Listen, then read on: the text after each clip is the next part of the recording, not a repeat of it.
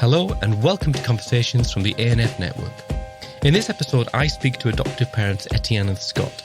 They shared their story of how they came to adoption following issues around their health and fertility. The conversation covers a range of issues, including how they chose their agency, the approval process, competitive matching, and introductions during lockdown. And usually, they also have court-imposed visitation, which they also discuss. As always, if you've experienced of adoption, fostering, or special guardianship from any perspective, personal or professional, and would like to share that on the podcast, please do get in touch through the Facebook page, the app formerly known as Twitter, or email us at anfpodcast@gmail.com. I'm Scott, and this is my wife, Etienne. And we adopted our first our first little girl, yes. Yeah. Back in June 2020, so smack bang in the middle of the pandemic. Yeah. Some might say a little bit crazy. Yeah, it was as much for them as it was for us, because they immediately put their hands up, as the social services, and said, we're not sure how we're going to handle this, because we were just going into lockdown. They were looking to pull any proceeds. They didn't even have the documentation for it. Didn't know how they were going to do the introductions. Yeah, it really crept up on us. But yeah, it was interesting. We got involved actually in rewriting a lot of the documents and stress testing the processes. First meeting her via Zoom was interesting because she was only 11 months old. Yeah. So it was, a little bit. It wasn't the dream story that you have in your head of how you're going to first meet your child. But that came afterwards. But at the time it was like, when are we actually ever going to meet this child? But as Scott said, a lot of the process, they were trying to navigate something that they'd never done before. Which it's worth mentioning, it wasn't an agency either. It was a council of counties. Yeah, it wasn't a private agency. Which is harder for those kind of people, as we well know. They don't have the best systems and not the greatest at sharing information and documentation. That everything's still printed. It's quite archaic, and that became very evident during the process. Yeah. So how they were going to assess the introductions, even with the foster parents, what they felt it was and what it looked to them, because in a way, they kind of had a bit of a final say. It was almost an interview. And our foster parents were amazing, by the way. They were 16 years in and had 17. No, she was the 14th. I think they doubled up at some point. But anyway, maybe. They'd had more than the years they'd been doing it. And they'd only started doing it since retirement. So it was, they are incredible, and we're still very much in touch with them. They're like another set of grandparents for our daughter. Yeah. And they did an amazing job, and we'll forever be grateful to them for the work that they did with her from 4 days old up until 11 months when she came to us. So amazing. Can I I'm going to take you back, because I think that's a great introduction. That's the culmination of a process. And I'm sure lots of conversations and lots of circumstances. So can you tell me, how did you come to adoption? And, what's your story pre all of that? Okay, so we met briefly in brief story. We met in 2004 through some mutual friends, as you do. We got together. And obviously, as time goes on, you get engaged, you get married, you want to start a family. And I was diagnosed with PCOS when I was 21. I didn't even think about it at the time. So what's PCOS? Sorry, polycystic ovary syndrome. Yeah. So I knew that I was always struggle a little bit, but it was at the back of my mind, because back then I'm like, I'm just going to focus on my career and, whatever. And then we came to start trying for a child, for a family. And it wasn't as easy as we thought it would be, like so many other people. And by this point, I was 35, 36, and, time's ticking along. And we did initially go down the route of ICSI or IVF, but it just wasn't for us, unfortunately. A double whammy, because Scott also has issue in that department. So it was a sort of a test a bit further in. It was hang on a second, hold the phone. Did we check your count or anything like that? No. And when we did, that whole 1% hybrid Avengers, triple heads, 6 arms, that kind of stuff. Yeah. And lazy. Very lazy. So then obviously you've got to get over all of that. And at that point, we only had ICSI. They said, right, this is it. This is the only way we're going to do it. And because I have PCOS, it's very difficult to control my weight. So I had this other added hurdle, because you've got to have a BMI of whatever. And that actually, the BMI thing, because obviously we were NHS, we both kind of had a bit of an issue with that. So I'm quite a stocky guy, not a fat guy, but quite well built. And even that was an issue, measuring it on the BMI perspective. And our specialist actually was a really high-ranking medical professional in the rugby world. And he was saying that he has guys, rugby players, in bits because they can't get the help they need because their BMIs are in line with where it is you apparently need to be with his treatment. Frustrates the hell out of him. He was quite honest about it. But there's, we looked into that a little bit, the system, but we had our own things going on. And as Etienne just said, there was kind of a getting over already what we were going through. And I think after about 6 years, we then thought, okay, where are we actually going with this? What are we actually doing? What do we actually want? And during that time, we obviously had lots of, disappointment and grieving and all of that stuff that you go through when you're, desperate to have a family and it's just not happening for you. And all your friends are getting pregnant and, so on and so forth. And lots of our friends used to say, well, have you thought about adoption? And I think for Scott, it was, you were more open to it than I was at first. I think I had to just get over the fact that I was never going to have my own child biologically. So it was a no-brainer for me because it's actually very, very close to home, adoption, not, personally as well as next. So for me, it just made sense. Yeah. Thing. So eventually we actually, independently of each other, which sounds a bit weird, we sort of made the decision that that's what we wanted to do. And we went to a couple of information evenings. One was very weird. It was in the cities, at Birmingham city centre, and it was like a sort of pyramid scheme set up. Is that the one that jury's in? It was really weird, but also extremely depressing.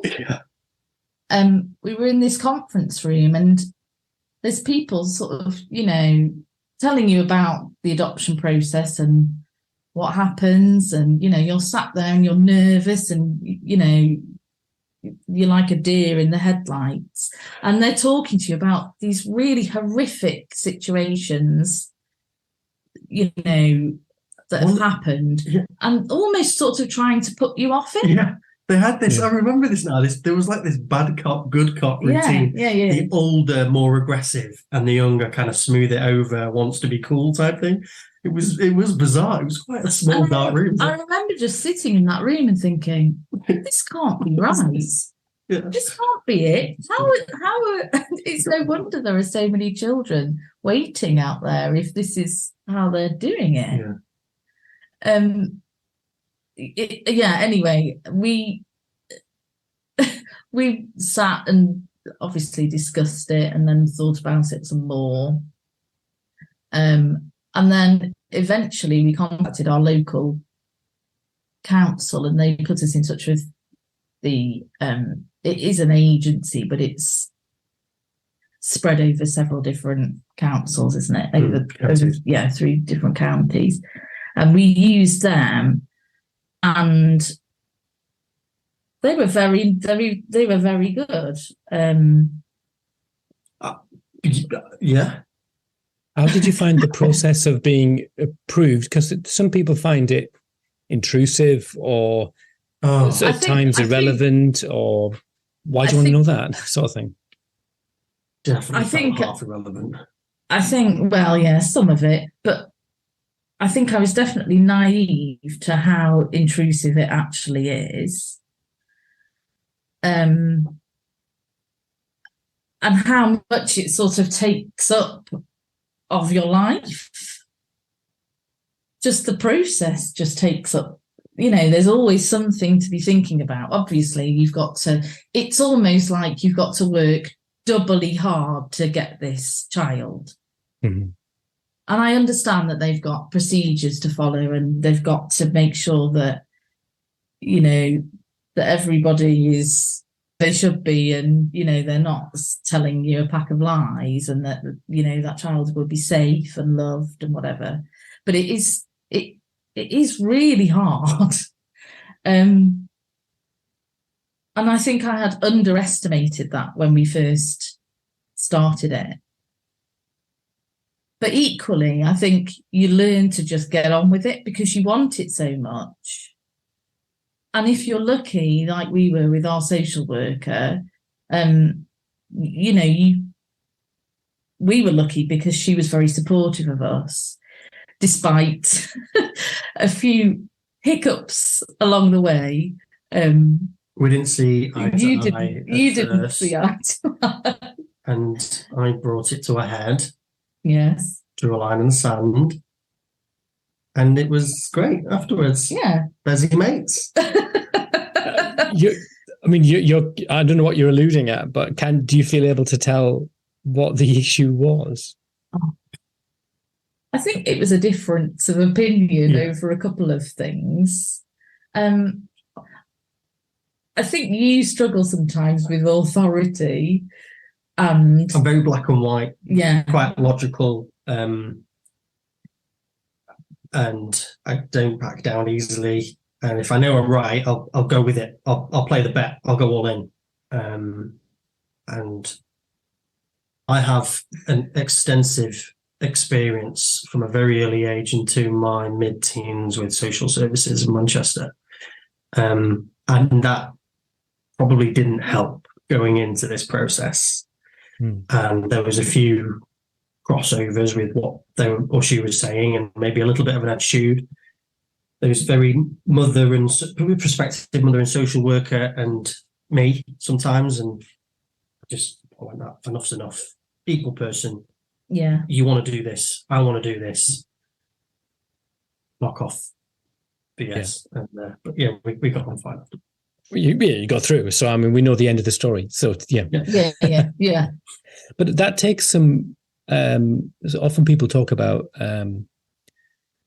the power dynamic in that process is very much against you as a prospective adopter.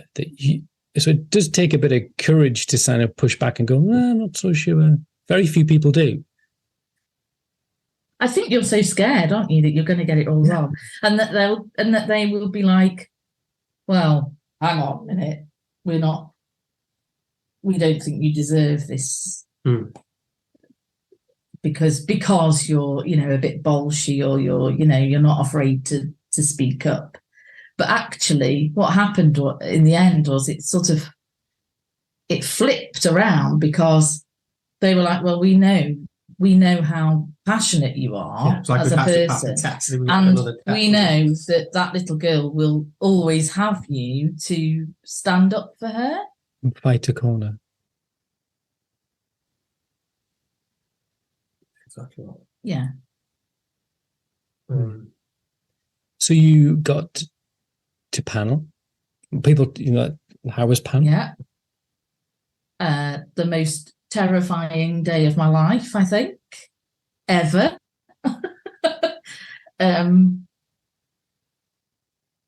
It's like having, I don't know, 20 job interviews all at once.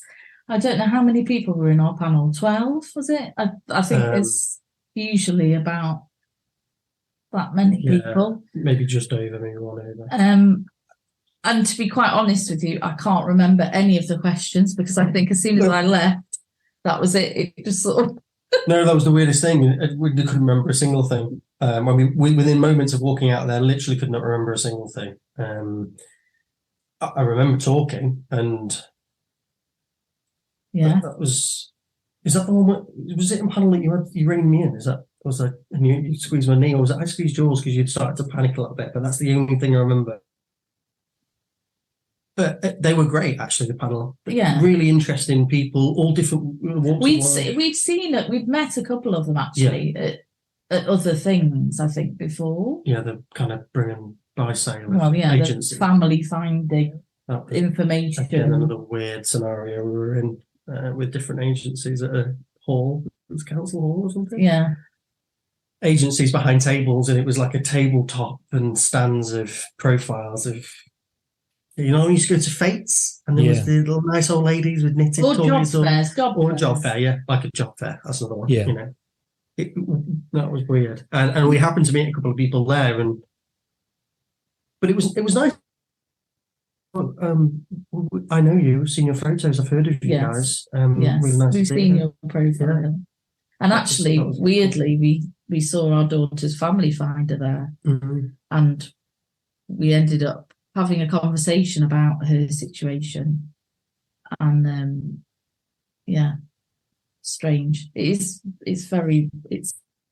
like you're on a circuit of, I don't know, it's strange. It's a strange situation.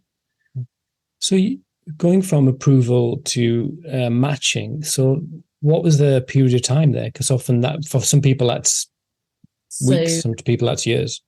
Adoption panel was February, and then no, it wasn't. It was November, and then did we get that first profile just before, or just after January? January, and then we had a home visit in February. It was just before my 40th birthday, and I had said to them as they were leaving, just to let you know, it's my 40th birthday next week, and it would be really nice to know that we had our little girl coming home. I don't think that swung it, really, but I was desperate.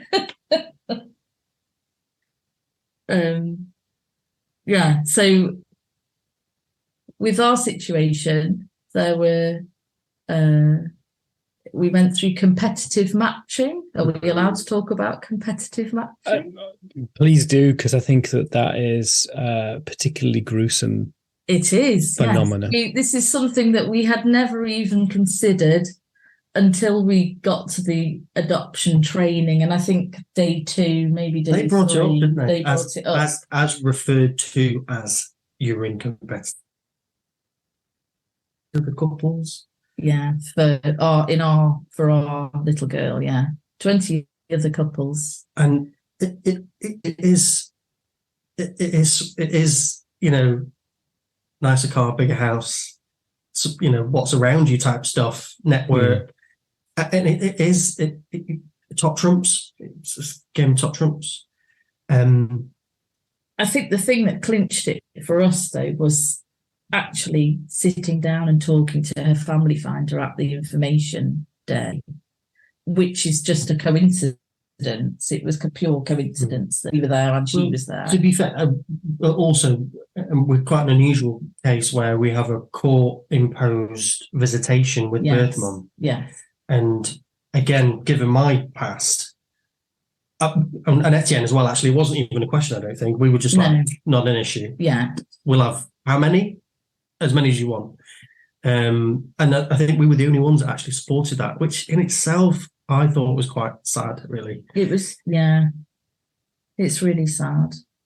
We're very in our situation because there's no threat, I suppose. There wasn't any risk to our daughter. Even as a baby, obviously as a baby, Pre-birth trauma, but there's nothing there. No abuse, substance or otherwise that is evident, at least. And the courts, obviously considered that, and they thought, okay, this is very unfortunate that this person has found themselves in this circumstance, and so let's let them have an annual physical contact. And obviously that was written into condition. As a condition to the profile, and because that is unusual, isn't it? It is unusual. Although having spoken to different social workers since then, I think it's something that I think more people are wanting that to happen if there's no risk to the child, obviously. And it's something that we thought about. We thought, it was a difficult thing to think about because obviously you'd never met this person. How are you going to feel about your child then having another relationship when your idea, the whole idea of adoption is that you are the parent, but it's being able to sort of put that to one side for the good of the child, obviously. Yeah. And actually it's for the good of us as well, because I think we both feel not a responsibility towards her birth mum, but certainly a care for her. When we first met, because we had a meeting obviously with her and without our daughter being there, when we first met her, I just wanted to take her home. I wanted to take her home and sort her out. I wanted to be able to support her and make sure that she was okay. But I realised this is quite an unusual situation, and it wouldn't always be like that for people. But I think I would say to anybody even considering that, if it's on the profile, to just be open to it. Don't rule it out. Because it's worked really well, hasn't it? Yeah. So far it's worked really well. And you do have your own protection and terms as well, because if you feel, if we were to say to our social workers, after the last one, there was a change in it, it didn't kind of suit, something was off, maybe a little bit of behaviour, they'll support a break, or actually they'll consider maybe not having it at all, and then just sticking to letterbox. We do letterbox once a year, and we do an annual contact once a year. In fact, we've had 2 this year because birth mum wanted to introduce our daughter to her father, to her grandfather, who wasn't around when she was born. And we were wholeheartedly behind it, because I think we both believe, it takes a village to raise a family, to raise a child. And it was lovely, wasn't it? It was really very nice. It was about an hour away from where we live, and we went to a Gruffalo trail or whatever. And it was really good. They brought their dogs. It was very relaxed. There was obviously a contact worker with us. And yeah, it works really well. I think as long as it remains positive for our daughter, then we'll back it.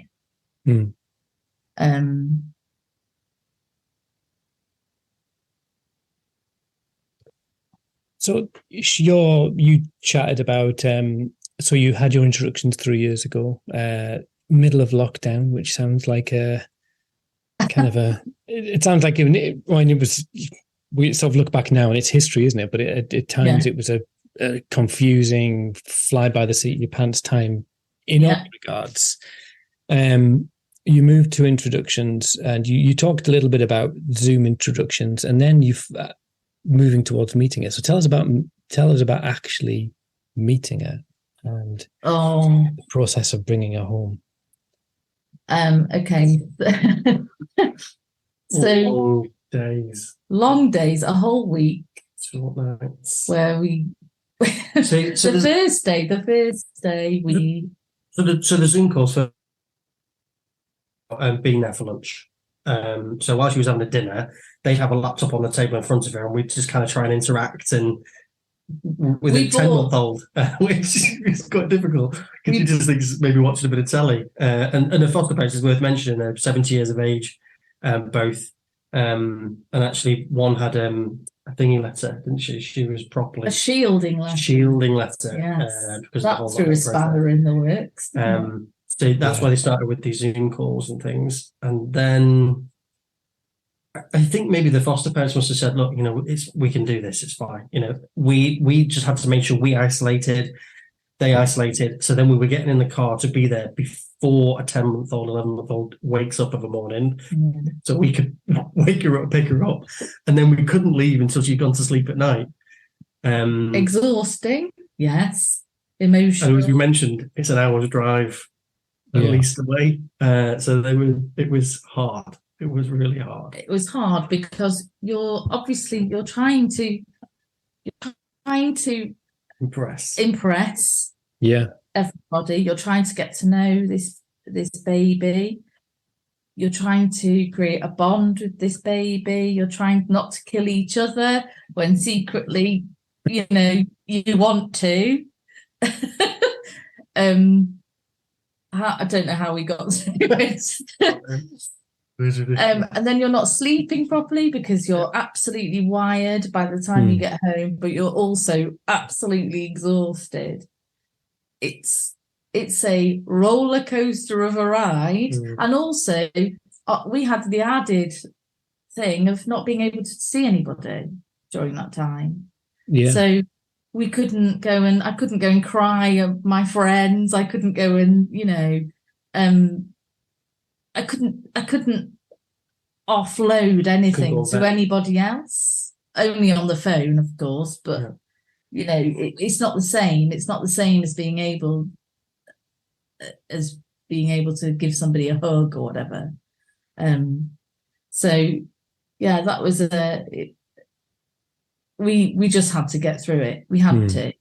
The first time we met her, I remember thinking, oh, she's a bit bigger than I thought she would be. And I don't know why I thought that. Yeah. Because actually, looking back at the pictures, she's tiny. Yeah. But I don't know. Anyway, I just remember it was just one of the other things that we did was, as well as the video calls, we did a recording of a story. Oh yes, yeah. So we recorded a read story out, and they were playing it to her so that she kind of get used to our voices. We sent her some pictures of us. Yeah, pictures of us. And which is probably why now she's absolutely obsessed with photographs, taking pictures. Ridiculous. She does actually have a huge book, which her foster parents, she came with foster parents, which is full of everything from birth. Her birth mummy, foster parents, pictures of her doing all kinds of things. Yeah. And actually she had it out only the night. It's always been there. She's always had access to it. She gets it out herself and flicks through it. And, But that was something else I remember worth mentioning. So she came home. What was that then? Because you've had a week of being absolutely exhausted, and now you're coming home, and it's Yeah, I mean, just going to pick her up that morning, it was like it's the most surreal feeling, because when it's like when you get married or something else quite monumentous, you wait for that day for so long, and then it's actually finally here. And it's almost like you can't believe it's actually happening. Yeah. And just taking away this time. Yeah, it's like, oh, well, bye then. And I remember being sat in the car and just turning around. She's in her little car seat in the back. And I'm thinking, I feel like I've stolen this child.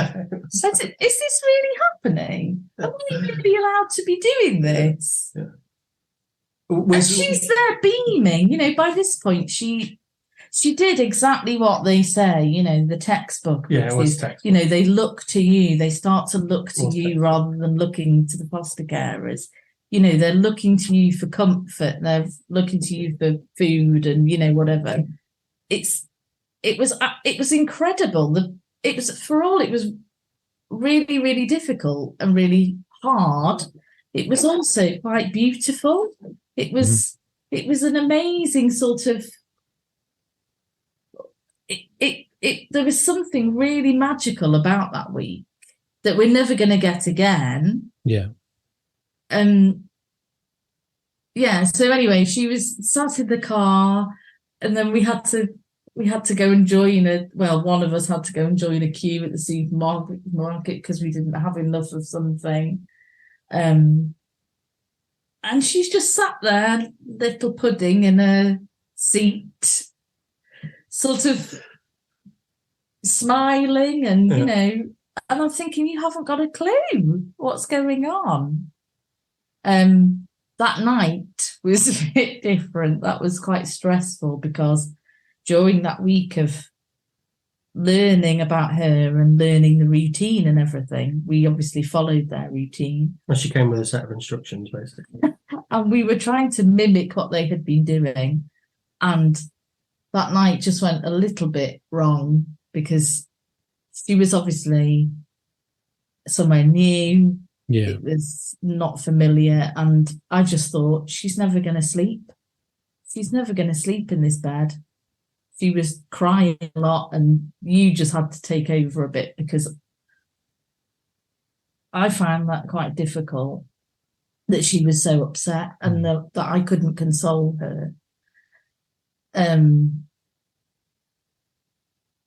But yeah, I mean, it took the first few weeks. I mean, I'm sure anyone with a newborn baby or a little one feels exactly the same. I mean, it is exhausting. I've never known tiredness like it. Yeah. But I think it was also because we were coming down from this huge high that nobody tells you about, really. They don't talk about it. They don't say, actually, you're going to feel like this. They just say, okay, it's going to be tough for that week. It's the culmination of years of effort and work and sort of imagining and planning and it's exhausting.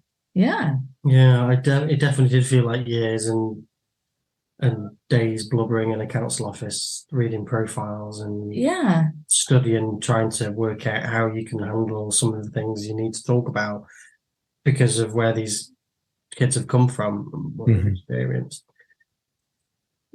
And I do remember a very deep breath, kind of, and we just fell into it. We did, yeah. We were very lucky because she was amazing. Even now, unless she gets up for the toilet, she'll sleep 10, 12 hours. She always has. You can read a story, and the other night, not read a story. She went to bed herself. Tonight, she sat on the edge of the bed, me reading a story, and she just got in bed. We were exceptionally lucky with her. So let's turn the clock forwards. Tell us where we are now. What does now look like, and what does the future hold? Are you going to adopt again? Would you do it again? I think we both feel like we would do it again. Yeah, we had a conversation about a week or so ago. It's been on the cards. We're surrounded by nieces, nephews, godkids, close friends, kids. So, I mean, I've got about 12 nieces and nephews.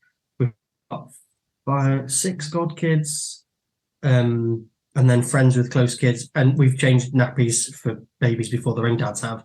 We've been at the front of it. So having another one is definitely part of that.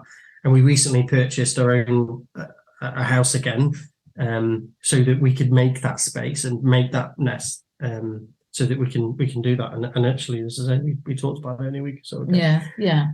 And she is, our little one is starting to ask now. A little brother would be really cool. Somebody she can play rugby with, I suppose. That's same size. Life is very busy now. I mean, it's always been busy, but it's extremely busy now.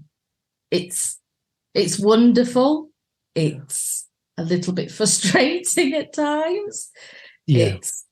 It's everything that comes along with a 4-year-old. She was 4 in July, and she's the best thing. Truly, the best thing. Very early on, we said, can't remember what it was like when she wasn't there before we had a little one in the house, and that's not stopped. And every day is a test, but a joy. Some description, but a joy at the same time, and as well, It feels like it's funny because for such a long time, we wanted a child. I wanted a child. I wanted my own baby. And I feel like I've finally got my own baby. I forget sometimes that she's adopted, which is very strange. But I do. I go through moments in time when I forget because she's just there. And then I'm reminded again. It's and I'm so glad that we did it. I'm so glad that we took the bull by the horns and decided to do it, because we could have put it off. And the other stuff aside from that, so I mean, her foster parents are like, second set of grandparents. Yeah. In fact, they have their own photo album that updates with pictures of her on the regular, and they comment on it and we interact on it, and we meet with them. We go on days out with them regularly, and as well, obviously, the birth mum contact. But like Etienne said, you do forget, even with all of that it is odd, but it is absolutely amazing too. I mean, that's a ringing endorsement and probably a great place to leave it. You've been so open and honest and articulate in terms of your experience and your story. So thank you so much for your time, and I really wish you well for your future and your future plans. And thank you so much for coming on. I hope there's not another pandemic. I'm with you on that. And nobody's going to wish for that. No, thank you as well. Thank you for having us. Thank you. Bye-bye. Bye.